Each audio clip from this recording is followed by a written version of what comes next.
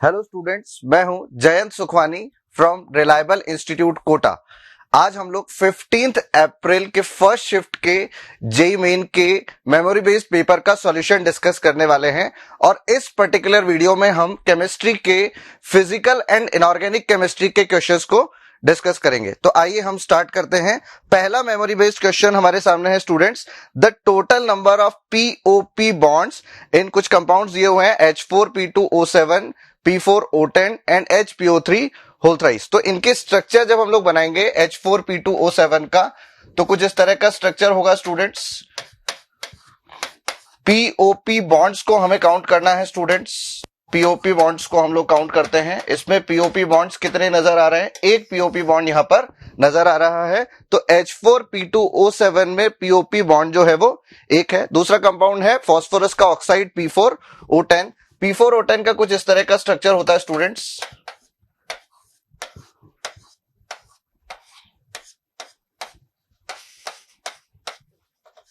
P4O10 का कुछ इस टाइप का स्ट्रक्चर होता है। इसमें अपन काउंट कर सकते हैं पीओपी बॉन्ड्स। तो जब इसमें आप पीओपी बॉन्ड्स को काउंट करोगे तो 6 पीओपी बॉन्ड्स आपको नजर आएंगे। आप काउंट कर सकते हैं, इसमें पीओपी बॉन्ड्स 6 हैं। हमें टोटल पीओपी बॉन्ड्स बनाने हैं।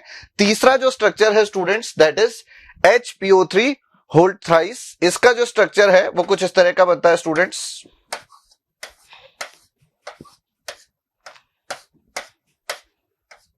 HPO3 whole thrice. POP bond तो यहीं पर ही आएंगे स्टूडेंट्स। ऑक्सीजन हमारे पास यहां पर 6 हो गए, सभी पर एक एक डबल बॉन्ड O और यहां पर आ जाएगा। तो यहां पर पीओपी बॉन्ड्स आप काउंट करेंगे तो 3 पीओपी बॉन्ड्स हैं। तो तीनों का एडिशन हमसे पूछा गया है, तो our answer should be 10। Numerical question है जिसमें आंसर है हमारा 10 पीओपी बॉन्ड्स हमसे तीनों मॉलिक्यूल्स में टोटल पूछे गए हैं। आइए चलते हैं नेक्स्ट क्वेश्चन पे। नेक्स्ट क्वेश्चन है students, calculate the ratio of second and third Bohr orbit of hydrogen. Bohr's model का ये क्वेश्चन है, एटॉमिक स्ट्रक्चर से बिल्कुल सिंपल फॉर्मूला बेस्ड कैलकुलेशन है। आपको रेडियस का सिर्फ फॉर्मूला पता होना चाहिए जो यहां पर लिखा है। रेडियस, बोर्स रेडियस का फॉर्मूला होता है 0.529 n² एंगस्ट्रॉम। ये जो फॉर्मूला होता है, इसमें जो यूनिट होती है एंगस्ट्रॉम। हालांकि इस क्वेश्चन में हमसे रेशियो पूछा गया है, यूनिट नहीं भी हमें याद रहेगी तो भी हमारा क्वेश्चन तो सही ही होगा। Calculate ratio of second and third Bohr's orbit of hydrogen. तो हमने सेकंड और थर्ड ऑर्बिट, हाइड्रोजन के लिए Z1 होगा लेकिन वो दोनों में ही सेम रहेगा तो हम उसको नहीं लिख रहे हैं। Second orbit upon third orbit की रेडियस का रेशियो n² के डायरेक्टली प्रोपोर्शनल होगा। तो रेशियो होगा 2² बाय 3² 4/9। तो हमारा करेक्ट ऑप्शन यहां पर होगा सेकंड ऑप्शन, 4/9 वाला आंसर करेक्ट होगा। बिल्कुल सिंपल बोर्स मॉडल का फॉर्मूला बेस्ड क्वेश्चन ये पूछा गया है स्टूडेंट्स।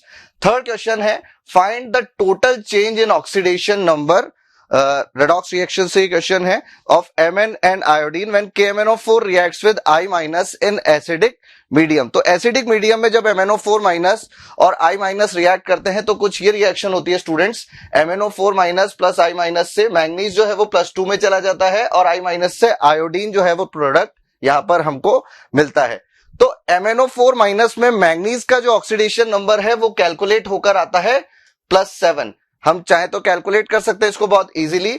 ऑक्सीजन इन जनरल -2 होता है, तो मैंगनीज का ऑक्सीडेशन नंबर प्लस ऑक्सीजन 4 है इंटू -2 इज इक्वल टू -1 करेंगे तो +7 आ जाएगा। आयोडीन यहां पर -1 में है, मैंगनीज प्रोडक्ट साइड में +2 में गया है और आयोडीन जब एलिमेंटल स्टेट में गया है तो यहां इसका ऑक्सीडेशन नंबर 0 होगा। तो मैंगनीज में कितना चेंज हुआ स्टूडेंट्स? मैंगनीज में जो चेंज हुआ है दैट इज 5। मैग्नीट्यूड ही देख रहे हैं स्टूडेंट्स हम लोग यहां पर। मैंगनीज में जो चेंज हुआ है ऑक्सीडेशन नंबर वो 5 का चेंज हुआ है, 7 से 2 में गया है। और आयोडीन में कितना चेंज हुआ है? आयोडीन -1 से 0 में गया है, दैट मींस उसमें 1 का चेंज हुआ है। तो टोटल चेंज इज 5 + 1 6। तो our answer should be 6। The next question is 20 ml of 0.01 molar of a complex दिया है COH2O5Cl और स्क्वायर ब्रैकेट के बाहर Cl2 है, reacts with 0.1 molar AgNO3 solution. Find volume of AgNO3 used for complete reaction. तो इस question में students हमें कोऑर्डिनेशन कंपाउंड्स का ये पॉइंट याद होना चाहिए तो कि ये स्क्वायर ब्रैकेट्स के बाहर वाली एंटिटीज ही आयनाइज होगी। इसमें जब AgNO3 के साथ Ag प्लस के साथ Cl माइनस रिएक्ट करेगा तो ये अंदर वाला रिएक्ट नहीं करेगा, ये सिर्फ बाहर वाले स्क्वायर ब्रैकेट्स के बाहर वाली एंटिटीज जिसको हम आयनाइजेशन स्फीयर बोलते हैं यही रिएक्ट करने वाला है। कोऑर्डिनेशन स्फीयर के अंदर वाली चीजें रिएक्ट नहीं करेंगी। तो ये दो ही क्लोराइड आयन Ag प्लस के साथ AgCl PPT में कन्वर्ट होगी। तो कंप्लीट रिएक्शन जब हम इसमें लिखेंगे तो यहां पर 2AgNO3 के मॉलिक्यूल्स यूज होंगे, क्योंकि यहां पर 2 Ag प्लस 2 Cl माइनस के साथ AgCl के 2 मॉलिक्यूल बनाएंगे। अगर हमने तीनों को कर दिया तो क्वेश्चन गलत हो जाएगा। बैलेंस रिएक्शन लिखने के बाद ये क्वेश्चन मोल मोल एनालिसिस का एक सिंपल क्वेश्चन है, जहां पर हमें पहले कोऑर्डिनेशन कंपाउंड का वॉल्यूम और मोलैरिटी दोनों दी है और AgNO3 का सिर्फ मोलैरिटी दिया है। मोल मोल एनालिसिस से इसका वॉल्यूम हमको कैलकुलेट करना है। तो जब हमने इसको बैलेंस कर लिया तो स्टोइकोमेट्रिक रेशियो से समझ में आ रहा है कि ये कॉम्प्लेक्स और AgNO3 1:2 में रिएक्ट करेंगे। तो इसके मिलीमोल है हमारे पास 20 इंटू 0.01 0.2 मिलीमोल है, तो इसके 0.4 मिलीमोल रिक्वायर्ड है 1:2 में।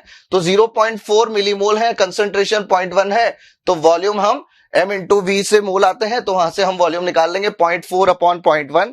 तो इसका वॉल्यूम जो रिक्वायर्ड है दैट इज 4 मिलीलीटर। तो ये एक न्यूमेरिकल क्वेश्चन है जिसका आंसर है 4 मिलीलीटर। आइए नेक्स्ट क्वेश्चन करते हैं स्टूडेंट्स। फिफ्थ क्वेश्चन है ratio of SiO2 and Al2O3 in cement is.